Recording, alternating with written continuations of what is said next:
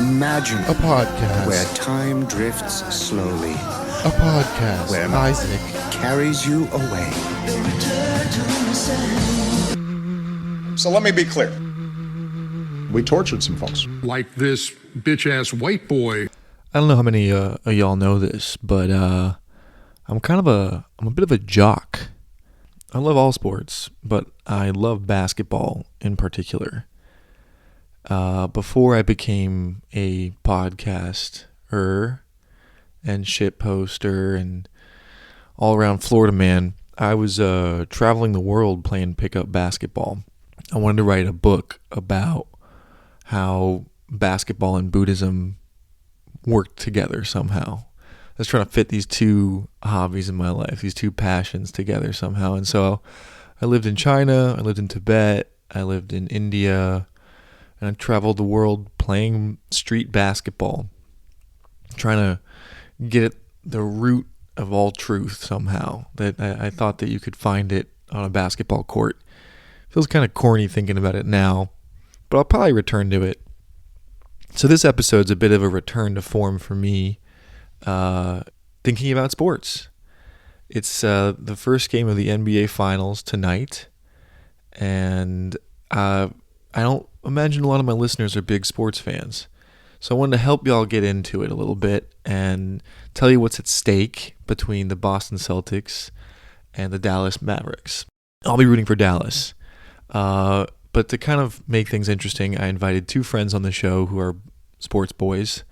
Sam Geller, also known as Samson the Truist. Check out his music. I'll put a little bit in the intro and his new song at the end. So if you like his stuff, check the bio below. And also my friend Dan, also known as Troop Hater, who I think makes some of the best sports jokes on the internet these days. And we'll be discussing the Celtics and the Mavericks and the lessers of two evil in sports. San Francisco passes by me like a dream. On your motorcycle, my whole periphery blurs into the sea. Past the Golden Gate to the cliffs of Marin County. Conflict sells, guys, and even if it's going to be a bunch of kayfabe, I might even like pause the show and try and coach you guys like a reality show manager would to just make things more interesting. You know, like what's a slur for someone who lives in Boston? I don't know. Is there one? Beanhole? A beanhole? I mean, you could say beaner, but that's just more racist than anything. Yeah, that's the wrong kind. I mean, you guys have Mexicans in Boston, but not too many, right? Not really, yeah. What's the slur for a Philly person? Like a fentanyl addict? Benjamin Franklin, shut the fuck up. I don't know. Fentanylia. I can't figure it out. We'll have to workshop this some other time. But yeah, we're doing a sports ball episode, and I wanted the two of you to come on the show. And why do you want to bring on a fucking perpetual loser like a Philadelphia 76er fan to talk to me? Oh my God! Here we go. Win. Yeah, bro. When was the last time you won a championship? 2008. I mean, yeah. We're obviously in this fucking period of dominance and greatness. We've all been witnessing. I'm in the Eastern Conference Finals. What is it? 5 of the last 7. Yeah, they hang banners for that. No, but it's like we're a great team. If we win the championship this year, then this whole era is secured as being a great era. Yeah, but I'm still going to call it a Mickey Mouse ring if you win it. Yeah, people cope in mysterious ways. It's true. I mean, yeah. All right, this is working out exactly as I hoped it would. So I'm gonna do a more formal introduction because this is the show. The show is now. We're doing the show. Welcome to another episode of Coexist Inc. We're doing a sports episode in preparation of the NBA Finals. where we have the Dallas Mavericks versus the Boston Celtics. I've never met a Dallas Mavericks fan in my entire life, so I couldn't find one to come on the show. But I do have a Boston fan on, and he's my old friend, Sam Geller. Say hello, Sam. Yeah, hello. Boston born and raised, right? Yeah. Through and through, forever. Like my father before him and his father before him. Okay. And then on the opposing side of the ring, is that how they say it in Boston? And I don't know. We have Dan, also known as Troop Hater on the internet. And if I can censor your name if you don't want people to know your actual name. I mean, Dan's fine. Just Yeah. not my full government, brother. No. Although, Dan, you want to say hello to your FBI listener, because I know that they're tracking you pretty baby? closely. Did I tell you about the Google email I got recently? No. So tell everybody the story about what happened to you real quick. Well, FBI just came to my apartment maybe was that like a year ago, 2 years ago? Who knows? And they had printed out black and white copies of some tweets that I had made, which, in hindsight, were probably best left kept in the drafts. What were the tweets? There was one about a Joker 2 screening at the downtown Brooklyn movie theater, and I said, don't go to this screening, even though it was a made-up date because the movie hadn't come out yet. But yeah, they had that one, and they asked me if I had any weapons and if I was planning an attack. And I just 2 weeks ago, I got an email from Google being like, hey, we just want to let you know that we were under a court order and we couldn't let you know, but the FBI requested your Google history from us, so we provided that to them, and that's pretty much it. If you want to follow up, there's nowhere you can really follow up. Maybe open up a FOIA request for your record. And I was like, all right, thanks, guys. And this is because you're from Philadelphia, mostly. You think that they targeted you? Yeah, it's the FBI's anti-Philadelphia bias once again. So yeah, while you are you're the biggest Philly fan I know. Philly is not in the finals, but Boston's probably one of your least favorite teams, right? Yeah, easily. Yeah, the Boston Celtics out of all four major sports, I think the hatred goes the deepest. Probably it's the Cowboys and the Celtics, I would say. So you're rooting for Dallas though in this finals? Oh yeah, with as if I was born in Dallas for sure.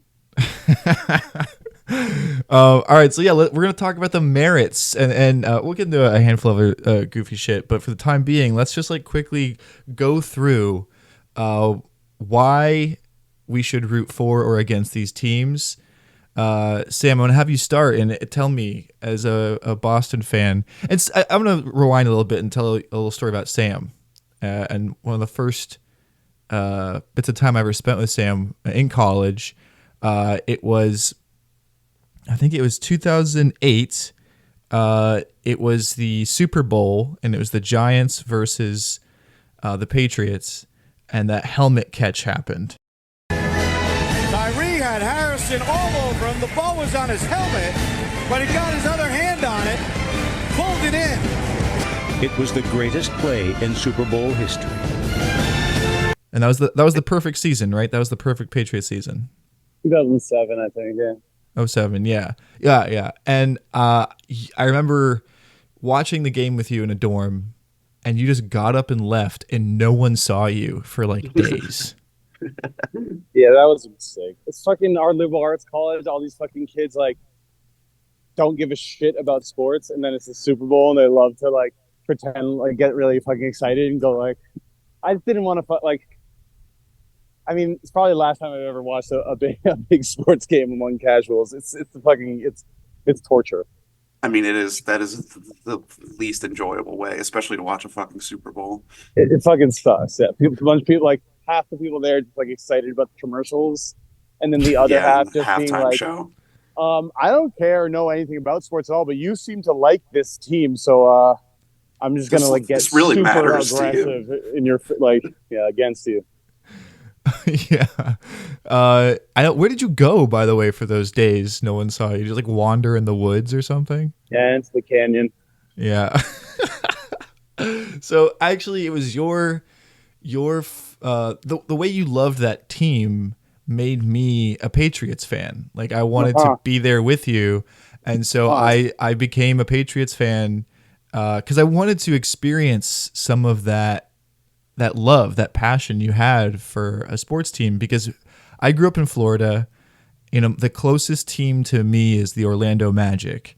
And fuck that, you know, like I'm not rooting for the Magic. I'm definitely not rooting for the Miami Heat.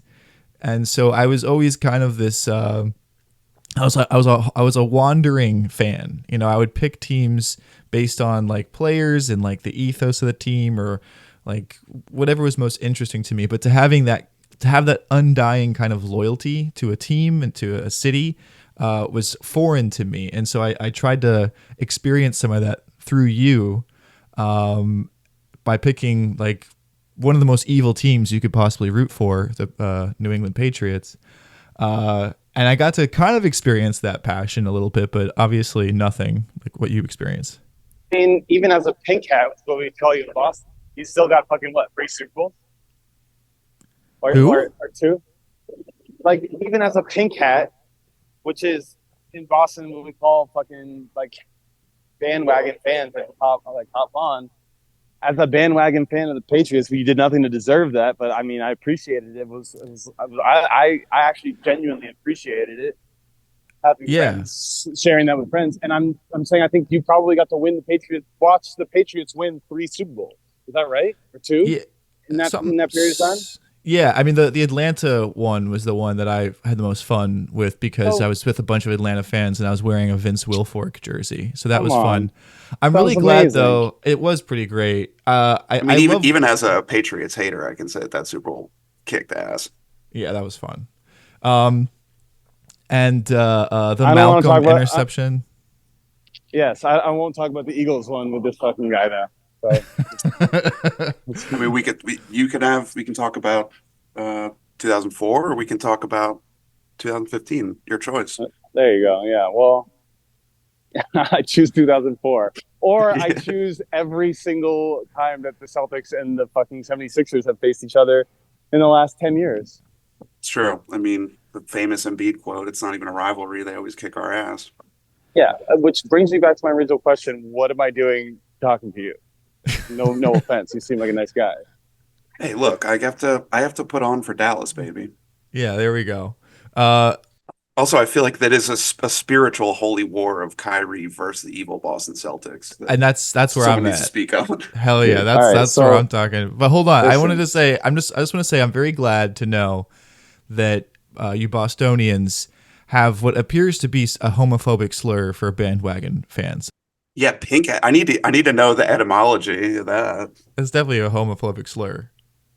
I mean, like all good slurs, it has its good got its connotations, but it comes from Red Sox era, like 2003, 2004, when for some reason they started making these Red Sox hats that were, instead of the classic, navy blue with a red B, they were like pink. I think it was right around the time of that movie with Jimmy Kimmel or whatever.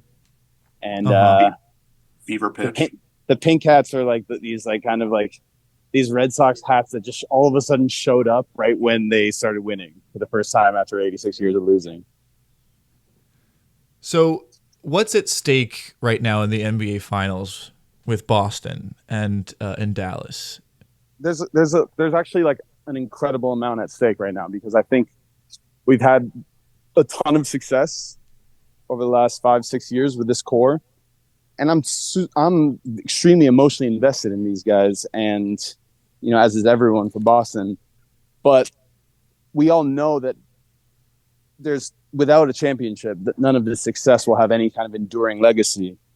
And with one championship, it will retroactively justify everything and justify it forever. So that even if they just win one championship this year, never again, it means that they had a 5-year, 6-year run of greatness that will last forever. I mean, Jason Tatum, Jaylen Brown, their numbers are going to get retired without a doubt with this one championship. So, and we might be right back here next year or the year after, but at this, I'm an old enough sports fan to know that these things, they disappear quickly sometimes. So it's really important that we get this done. The likelihood that you would have as easy of a path to get to the finals as you had this year, next year is, highly unlikely. I mean, the East is the inferior conference, but I mean, the way things lined up for the Celtics this season, it really is championship or bust. And it has been for the Celtics. The expectation has been that for the last 2 or 3 years. Absolutely. Yeah, I mean, I would say I just experienced a very heartbreaking season with the only club that I love and will love forever, which is the Liverpool Football Club. And I know it's Pride Month, but we don't have to talk about soccer. And we just had another incredibly disappointing season where it's our Jurgen Klopp's last season coaching the club. And we were like on track to winning the quadruple, which is like 2 cups, the Champions League and the English Premier League. And then we just like ate total dog shit at the end. And what's interesting is that people are looking at the past 9 years of Klopp's reign over Liverpool. And even though he didn't have as many trophies as he possibly could have, and we didn't win anything, I think that his legacy is cemented. So it's kind of weird. Maybe it's because you're used to winning and you're spoiled, that when you don't win something in the end, it's a disappointment. But I don't know. It's the journey, baby. I think that's loser talk, and I understand it. I expect nothing less from you, but what I'm talking about is like I can enjoy a good season where we don't win the championship. That's fine. That's not what I'm talking about. It's not about this one season, is what I'm trying to say. This is legacies are at stake here. And this team that I've spent a lot of time, like an unhealthy amount of time, becoming emotionally invested in, and they're right on the cusp of greatness. So it's fine. It's there's other iterations of the Celtics teams that I've been emotionally invested in. They never won the championships. I don't regret it. That was all great. Isaiah Thomas, Marcus Smart, all this like kind of these other like players that I really love and the teams that they were part of. But once you're kind of at this stage, you're in the finals, second time in the finals in 4 years.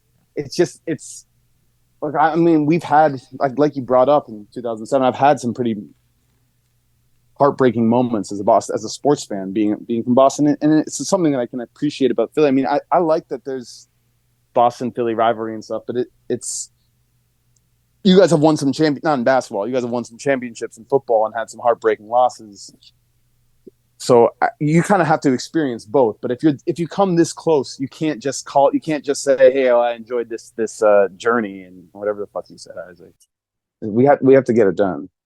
There are, like you said, Sam, there are seasons where you can enjoy the ride. I mean, I do that with the Sixers basically every year, like going into the season rationally not expecting them to win a championship because it is so fucking hard to win an NBA championship or any championship in any major sport. But and I enjoyed the hell out of the process years. I enjoyed 13 win teams just for the fun of TJ McConnell.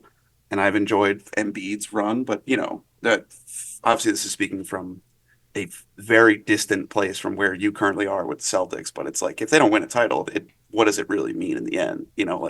They tanked, they made the NBA change the rules about tanking, and they built this team up, and then it was like tragedy after tragedy of Ben Simmons forgetting how to play basketball and Embiid, losing his knee cartilage in both knees year after year. And it's like, the legacy shit is what really matters. And the Celtics have, I mean, such a tremendous amount of pressure in this series to fucking win a title. And it's like, I'm really curious to see if bitch ass Jason Tatum can step up and do it. So yeah, what else is at stake, though, Dan, in your mind? As a Boston hater and a subsequent Dallas supporter, what's at stake for you as a sports fan in this series? I mean, the best that Twitter will ever be if the Celtics don't win this series.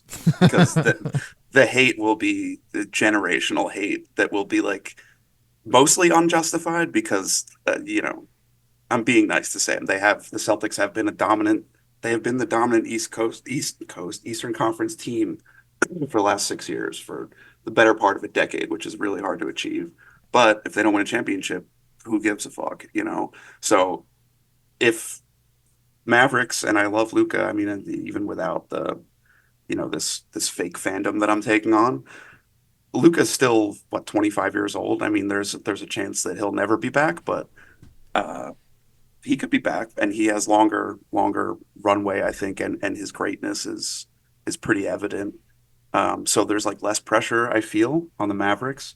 I mean, Kyrie, it's certainly a legacy series to win one without LeBron, but what's at stake for me is just really enjoying being on the internet if the Celtics lose. Yeah, I love Kyrie. Kyrie is my favorite basketball player at the moment. And that's crazy. That's fucking insane. Why is that insane? I listen.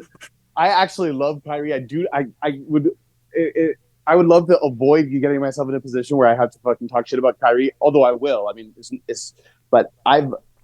Kyrie was on the Celtics. I fucking loved watching Kyrie so much, and all of his fucking wacky shit made me like him more. Everything about him I like, but to call him your favorite basketball player is like, I mean, why? He's beautiful to watch, but he's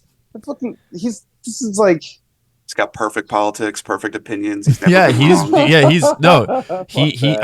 think he's been vindicated. I think felt good, you know, just to get out there, play the game that we love. But you know, for me personally, I'm not really, I'm not gonna lie to you guys. A lot of stuff is going on in this world, and basketball is just not the most important thing to me right now. There's a lot of stuff going on overseas. All my people are still in bondage all across the world, and there's a lot of dehumanization going on. So, you know, I apologize if I'm not going to be focused on y'all questions. You know, it's just too much going on in the world for me to just be talking about basketball. Like, I focus on this shit 24/7 most of the time, but it's just too much going on in this world not to address. You know, it's sad to see this shit going on. And it's not just in Palestine. It's not just in Israel. It's all over the world, man, and I feel it. And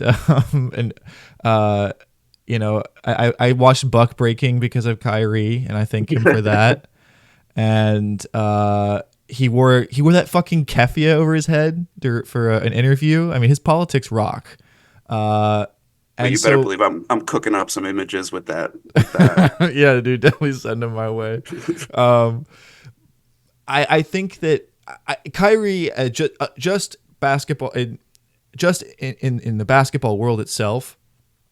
He's so incredible to watch because he's undersized. He's not the most athletic guy in the world, but he has this fucking otherworldly, mystical magic with the ball in his hands.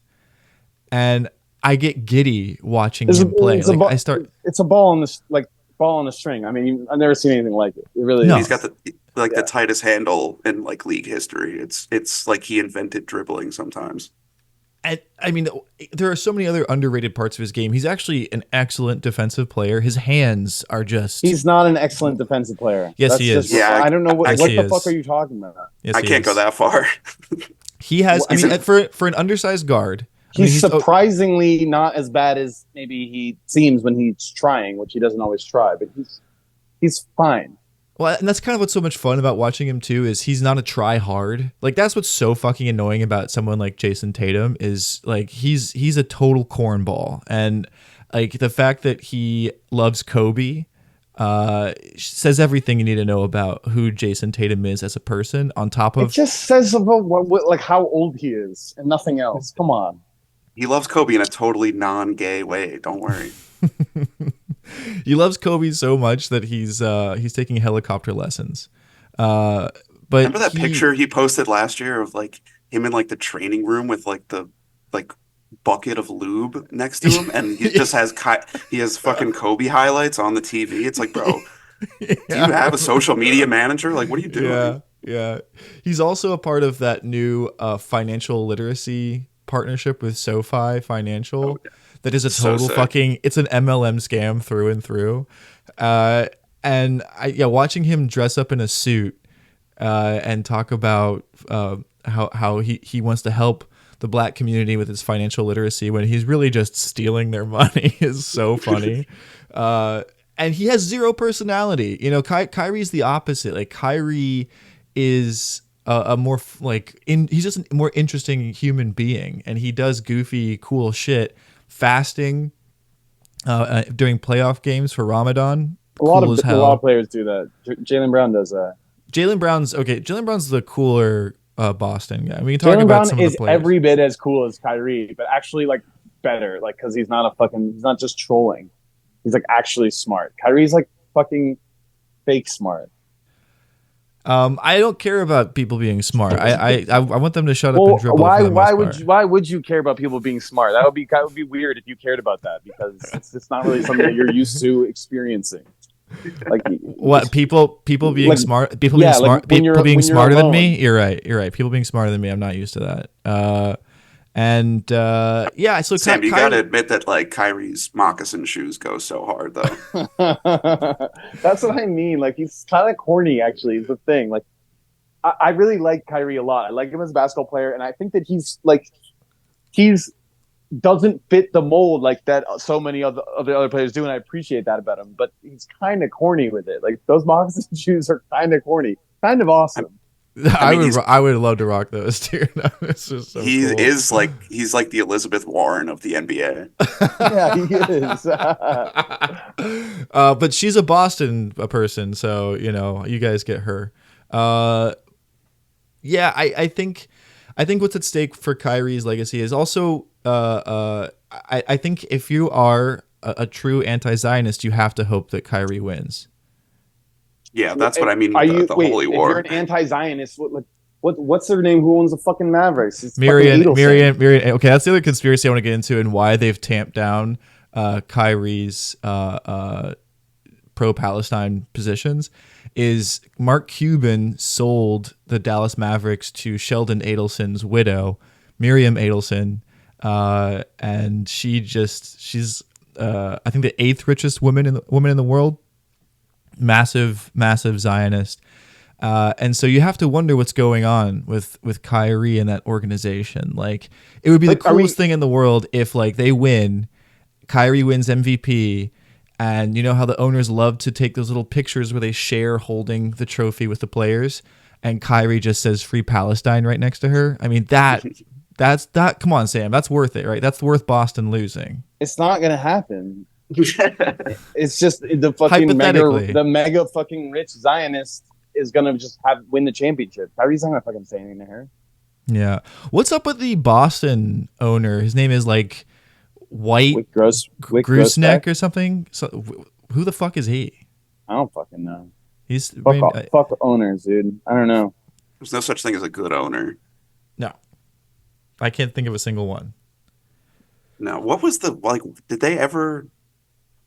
Did Cuban ever explain why he sold the team? There was like a rumor that he was going to run for president, but that never fucking materialized. And so he was like trying to why would you divest out of that team like when they're, it's been like what 13 years since they've been in the finals. Like they're finally good again. Well, so he still is running the basketball operation itself, but he gave up a lot of financial control, but he still is like managing the team and obviously has his little seat where he gets to like pretend like he's a part of the team. He's a big cornball. He has a yacht named the Fountainhead because he's like such an Ayn Rand fan. I know. So yeah, fuck Mark Cuban as well. Although he's a much less annoying than Steve Ballmer, the owner of the Los Angeles Clippers. That guy is a fucking weirdo, and I love watching the Clippers lose and him throw tantrums. Yeah, but what is that guy's fucking deal, dude? Like Ballmer or Cuban? You're Ballmer. Like the way that he acts on the sideline is like disturbing. Yeah, no, I mean if you've watched his Microsoft speeches, they're all unhinged and crazy. Ladies and gentlemen, Steve Ballmer!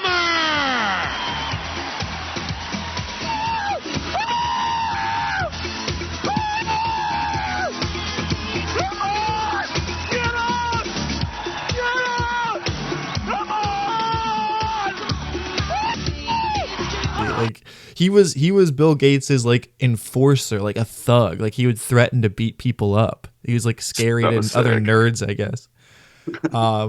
But yeah, Mark Cuban they bought the Mavericks for I think it was close to $7-8 billion, like quite a bit of money.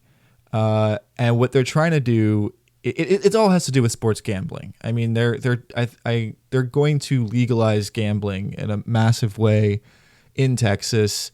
And so Adelson, who's based in Nevada with Las Vegas, they're just reading the tea leaves, and they know that if they want to keep having this monopoly over sports betting, that owning a Texas sports team is of the utmost importance to them. Interesting. Is sports gambling legal in Florida? Sort of. I mean, like, they recently legalized online gambling in Florida, and we have all those Seminole casinos here. I've been wanting to do a big story about how evil the Seminoles are, actually, and how they're all fake. They're not real Seminoles. But they just passed a bill, and the Biden administration okayed it, that you could place online bets on Florida servers. And that was like the whole hang up, was this weird sort of, well, if the servers are based in Florida, then you can't technically bet. So I don't know. It's weird. Do you guys bet on sports at all? Every fucking day. Sam? It's probably my favorite thing to do. No, I don't bet. I mean, I'll bet like people in person on Celtics or something like that. I don't. Yeah, I think sports. I think the future of sports is going to be pretty grim, and to me, sports has always been this kind of haven of the real world, because it's hard to completely fake sports results. Like, you can nudge things in different directions and cheat, and there's definitely a lot of unfairness in sports, but the beautiful thing is you can still overcome evil oppressors in sports, and underdogs can win a league. Whereas, like, politically, I've yet to see any of that yet. So sports was always this nice bit of like possibility. But with sports betting becoming a bigger thing, I'm afraid that that's not going to be the case anymore. I am kind of torn on that, because, like, obviously, like, there's like an insidious nature about the amount of money that there is to be made. And like the Jonte Porter, the guy who got banned from the NBA for betting on his own unders in like the dumbest way possible. Like, those are so funny. Like, we're probably only going to see more of that. Like, that could be the tip of the iceberg. But like, in terms of the rigging thing, that's where I'm torn, because it's like, yeah, you're right. You can nudge things. Referees can look the other way on things, or, what have you. But like, the majority of people who are in relation to gambling saying that stuff is rigged are like guys who have like 13 leg parlays. And if one guy misses, doesn't hit three threes in a game, he calls it rigged. Or like, if the coach sits him, then it's rigged. Like, that's just people being bad at gambling. Like, I think like the larger, like institutional wide rot, I think we might still be blind to. Because I mean, like, when you're talking about the Adelsons fucking buying teams and securing their piece of the pie of the betting, like, that's the stuff that I think is really bad, and will only, sort of corrupt the game more than all the games, more than maybe we would like. Yeah, I mean, I think we all remember the whole Tim Donaghy scandal in the NBA, right? Yeah. He's a kind of Haverton. That's where he's from. Havertown. Is that close to Philly?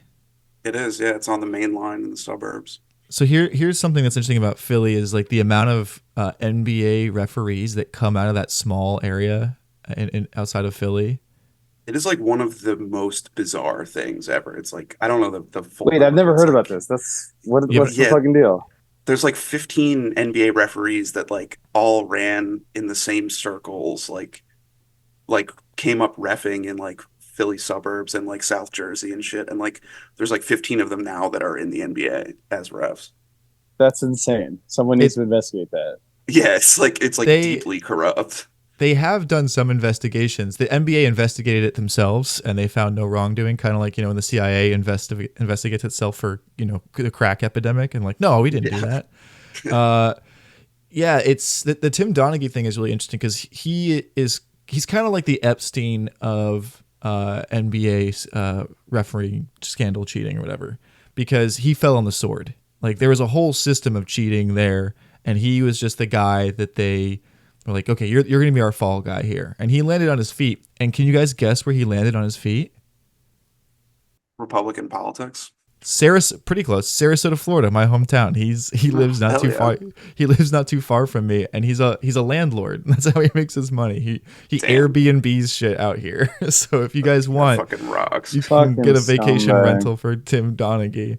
And yeah, the NBA and the FBI and all these investigations happened with Tim, and again they found no like wrongdoing. Like he was like the singularly evil force in all this, and he was just betting on his own games when it's like so clear he was a part of a huge like organized crime betting, and the NBA covered it up because they can't have that, the same way they covered up Michael Jordan's father's death because of Michael Jordan's gambling debts. Can't have that. And I remember watching Tim Donaghy ref a handful of playoff games between my favorite team in the aughts, which was the Phoenix Suns with Steve Nash, against the San Antonio Spurs. And I remember watching just these outrageous calls that did not go in the Suns' direction. And it was like, yeah, I would only learn late after the fact that was Tim Donaghy who was reffing those games. So I feel some weird kind of vindication. I mean, it's not the same as winning a championship, but being like, we should have won. We should have won if they weren't fucking cheating. There was like, I remember they released some of the files of like their internal investigation. And I forget, it might have been like The Ringer or ESPN or some shit, did like a huge story about it. And there was like pretty convincing and clear evidence that like Scott Foster, who's now like taken on the avatar of like the crooked bad ref for like all NBA fans. Like whenever Scott Foster is reffing your team's game, like fan bases just morph that into being like, oh, well, Scott Foster hates our team, so we're going to lose this game because he's a bad ref. Which normally, like anyone who complains about refs is a fucking baby. Like that's the most loser talk shit ever.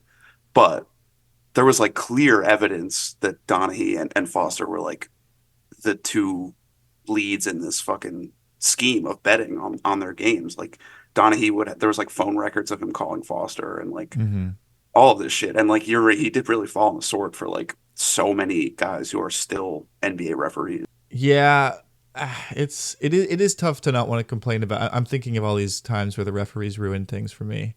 So I don't want to be that guy. But you just can't be a ref guy, dude. It's like the most annoying trope. No. It is.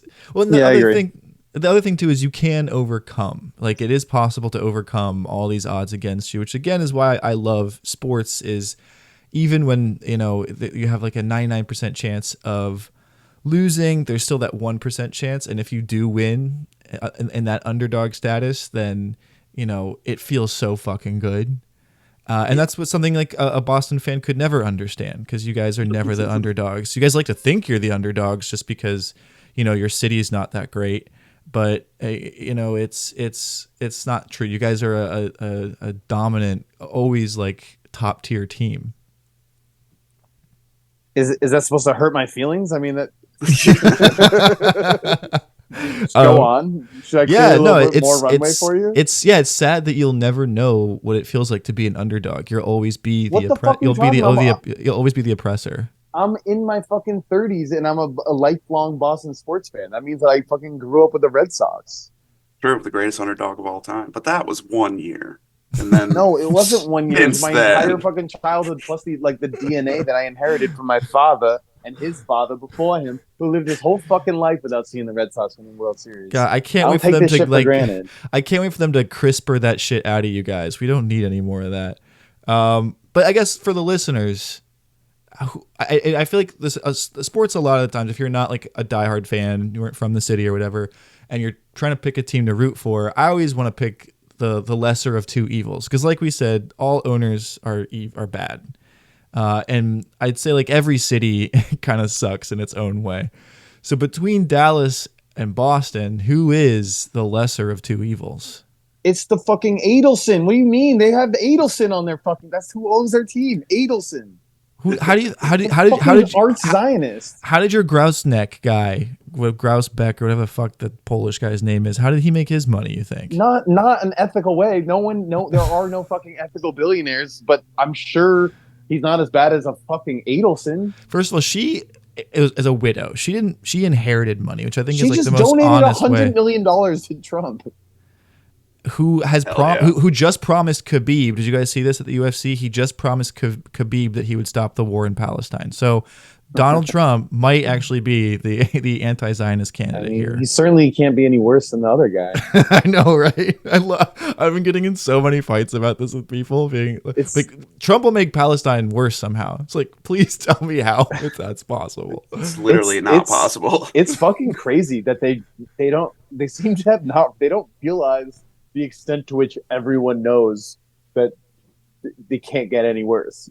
It's like they're really still banking on the fact that they're banking on the ability to kind of like scare people into thinking that Trump is going to be worse for Palestine, and no one is going to buy that. And it's like it's like when you see like the protesters, like Columbia kids, like getting fucking bulldozed by cops who look like they're in fucking Fallujah, and people are like, this is a glimpse into what it could be like under Trump. It's like, what? yeah, exactly. So Miriam Adelson, okay, evil for sure. Besides the owners, though, is there? We didn't get into to Luka too much. I think Luka is an interesting character. He's actually, I saw some funny thing about how he's actually ethnically Serb, but hates his father and has rejected his Serbian roots. I suppose he's Slovenian. Dude, his mother's Slovenian. Balkan Twitter goes absolutely nuts about Luka's lineage. It's so interesting to me. I wish that I need the U.S. to become more balkanized so that I can know what that feels like to have to fight about family lineage and broken country states. It's so sick. Well, I mean, the Eastern Seaboard is probably the most balkanized, at least in sports, part of the country. Yeah, definitely. But yeah, Luka, you were saying he's a young guy, 25, 26. I actually don't think he has that many years left, just because you look at his body, and even though he plays real slow, I think he's gonna fall apart pretty soon. He looks like a guy who works at Best Buy and drinks a lot of Mountain Dew. He just does not look like an athlete. So does Jokic. Looks even worse. Jokic has the worst fucking body in the league, and he's gonna end up being a top 3 player of all time. Jokic is unfucking believable. It's pretty incredible stuff. But so to bring up Jokic, the Balkans, is Luka white? Is Luka a white boy? Spiritually, yes. Spiritually and probably officially, yeah, I would say so. Yeah. So what else would he be? Yeah, what are you talking about? Serbian. Quick editor's note here. I've had time to think about why Serbians might not be white, is because they are the only peoples the United States have bombed who are white. I can't think of another group of white people outside of Germany, which was a war conflict that we committed war crimes against. So I think that gives white or non-white points to the Serbian people. The two of the best players in the NBA then would be white boys with Jokic and Luka, and Jason Tatum. Yeah, spiritually white for sure. Jason Tatum is very spiritually white. Yeah, he's definitely more spiritually white than Luka. What are you fucking talking about? Spiritual whiteness. What is this? What does that mean? I don't know. He named his son after poop, dude. That's fucked up. How dare you?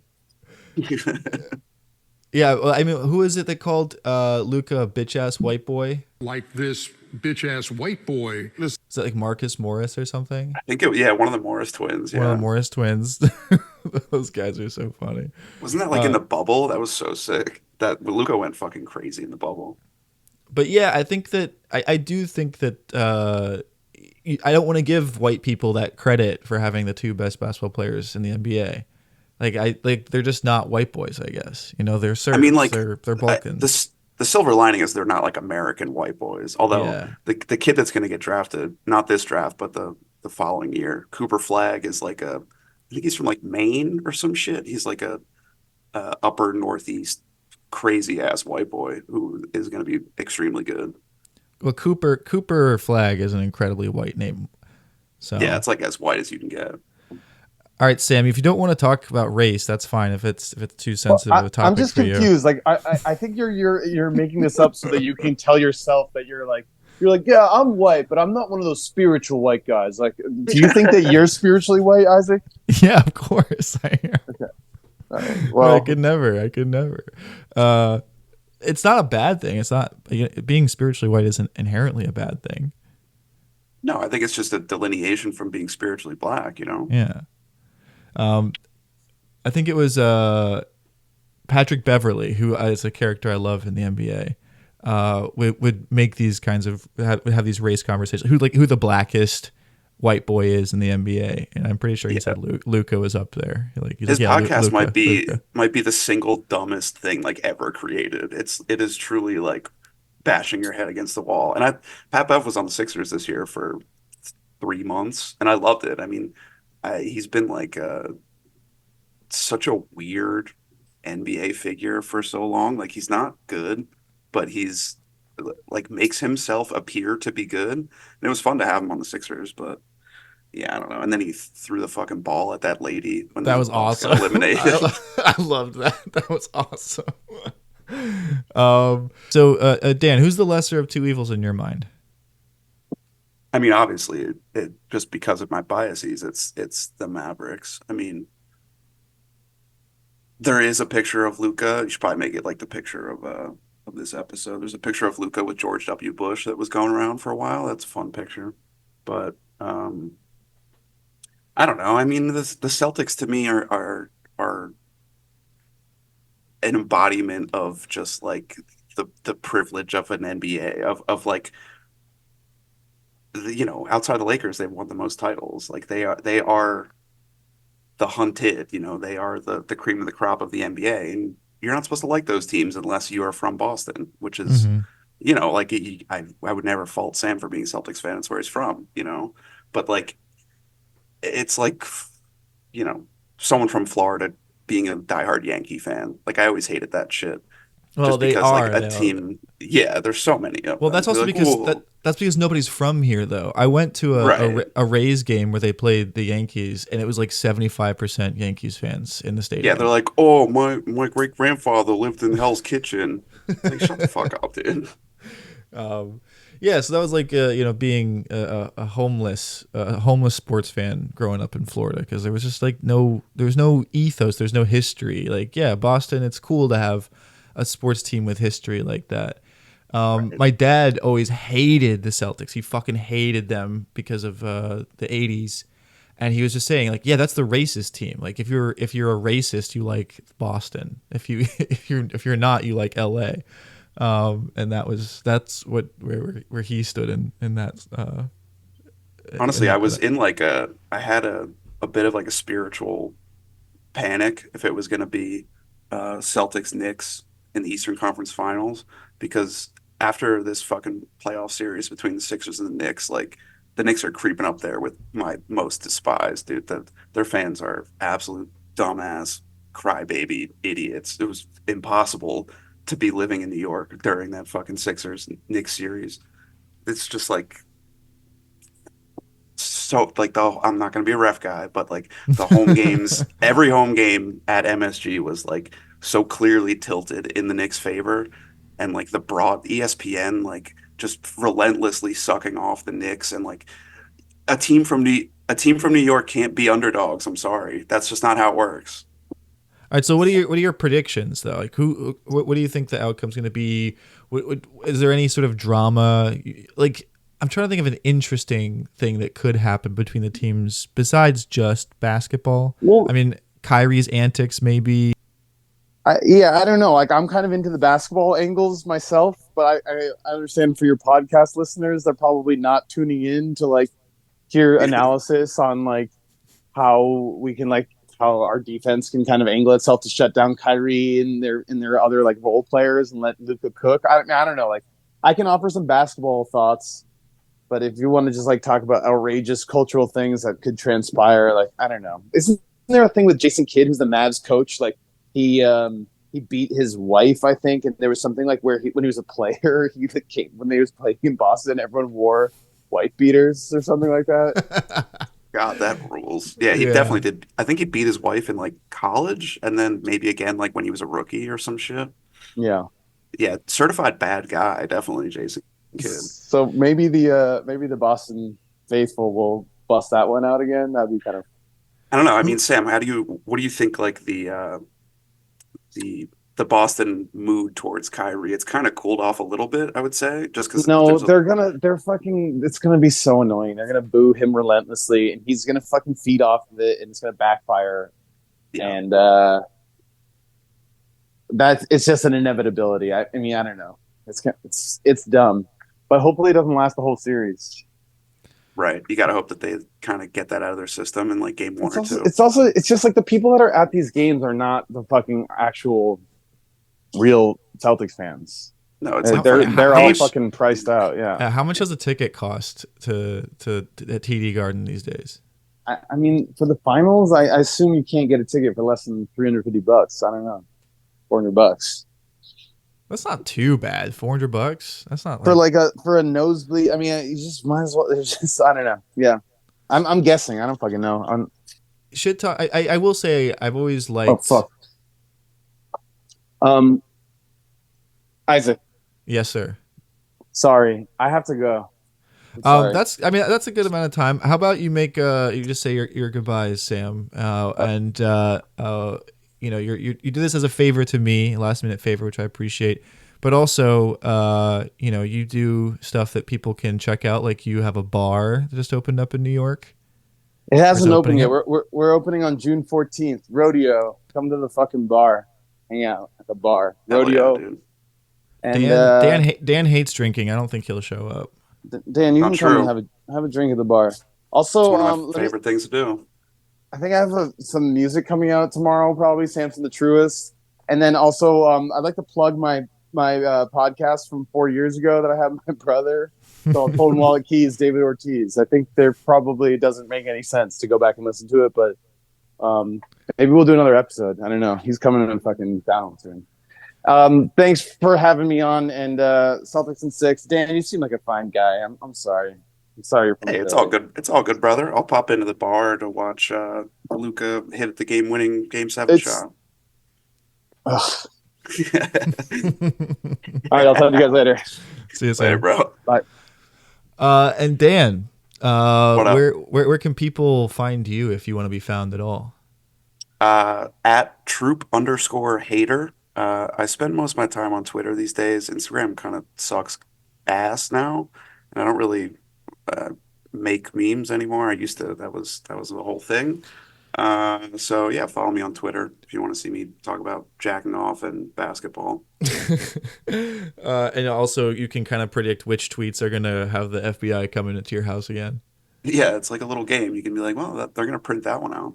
Yeah. No, you were a very early Instagram inspiration for me to make dumb images. And yeah, I see people steal your jokes constantly and just repost your tweets on Instagram.